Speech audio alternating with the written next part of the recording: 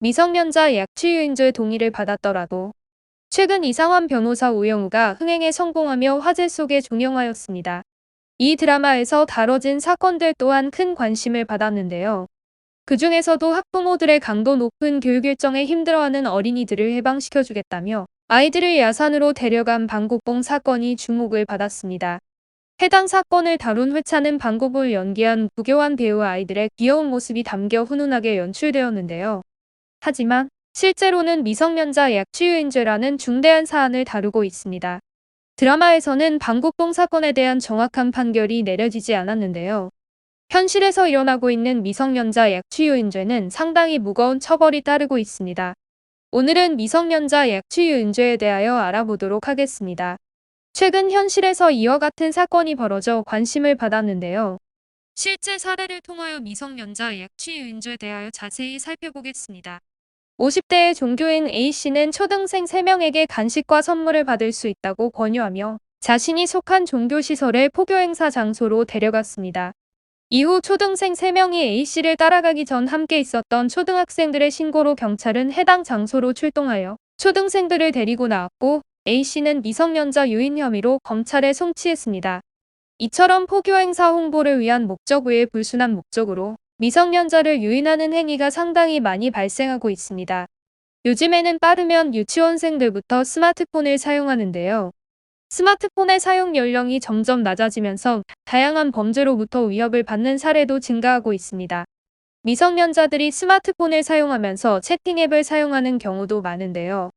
채팅 앱을 통해 전혀 모르는 사람을 만났다가 본죄 피해를 보게 되는 사례도 빈번하게 발생하고 있습니다. 채팅 앱을 이용하는 이들은 불순한 목적으로 앱을 이용하고 범죄에 사용하는 경우가 많기 때문입니다. 특히 채팅 앱은 성범죄에 사용되는 사례가 다수 확인되고 있습니다. 채팅 앱을 악용하여 미성년자들을 속여 만남을 가진 뒤 납치, 성범죄 등을 저지르는 사건도 빈번하게 발생하고 있는 상황입니다. 이처럼 미성년자 아이들을 유인하여 범죄를 저지르는 경우 미성년자 약취유인죄가 성립될 수 있으며 사안에 따라서는 추가적인 혐의를 받게 될 수 있습니다. 미성년자 약취유인죄는 아이들을 유인하여 부모나 보호자가 아닌 자신 또는 제3자의 지배 아래 두는 경우에 성립됩니다. 아이들을 유인할 때에는 협박이나 폭행 등 강제적인 약취 행위를 통하지 않더라도 상대를 기망하거나 유혹하는 등 유인한다면 본 죄 혐의를 받게 될 수 있습니다. 앞서 살펴본 사례처럼 장소를 이동하는 행위가 없다 하더라도 아이들에 대한 실질적인 지배력을 자신이나 제3자에게 두는 경우에도 본 죄가 성립될 수 있습니다. 또한 추가적인 범죄를 저지르지 않았더라도 맛있는 것을 사주겠다는 등의 말로 강제성 없이 유혹하여 아이들을 데려갔다 하더라도 혐의가 인정될 수 있으니 각별한 주의가 필요합니다.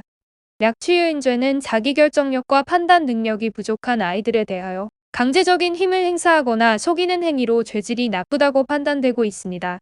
이에 본 죄가 성립된다면 벌금형 없이 10년 이하의 징역에 처해질 수 있는데요. 억울하게 본 혐의를 받게 되었다면 전문 변호사의 조력을 받아 확실한 입증 자료와 논리적인 주장으로 혐의를 벗어야 합니다. 위에서도 언급했듯이 미성년자들이 채팅 앱을 사용하는 경우가 늘어나면서 상대방이 미성년자인지 모르고 만남을 가지게 되는 경우가 있습니다. 이렇게 만남을 가진 후에 미성년자 약취유인죄에 연루되는 경우도 상당히 많은데요. 심지어 성관계까지 갖게 되었다면 성범죄 혐의까지 추가되면서 상당히 위험한 상황에 처해질 수 있습니다. 친부모라도 본 혐의를 받게 될 수도 있습니다. 이혼 소송을 진행 중이거나 이혼한 후에 양육권을 가지지 못한 부모 측에서 자녀를 약취 또는 유인하는 경우에도 본 죄가 성립될 수 있습니다. 이는 범죄를 저지를 목적이 없었음에도 실제 양육권을 가진 부모 측의 동의 없이 미성년자인 자녀를 데려갔다면 본죄로 고소를 당할 수 있습니다. 이처럼 생각보다 억울하게 본죄에 연루되는 경우도 상당히 많은데요.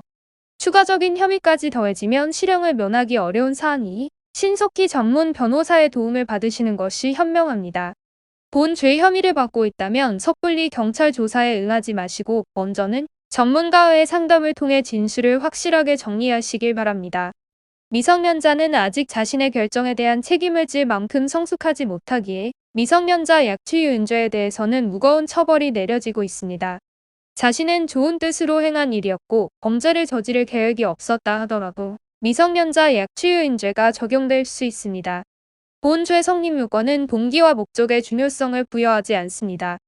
다만 혐의를 받았다고 해서 그저 인정하기보다는 성립 요건을 꼼꼼하게 따져보는 것이 중요합니다.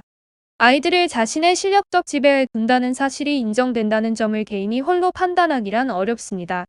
억울함을 풀기 위해서는 전문가의 조력을 통해 전략적으로 대응하셔야 합니다. 법률사무소 AL에서는 본 죄와 관련해서 상담이 필요하신 분들을 위하여 카카오톡 무료 법률 상담을 도와드리고 있습니다. AL의 상담은 전문 변호사가 직접 응대해드리고 있으며 24시간 대기하며 상담 서비스를 제공해드리고 있으니 도움이 필요하시다면 언제든지 연락하시길 바랍니다.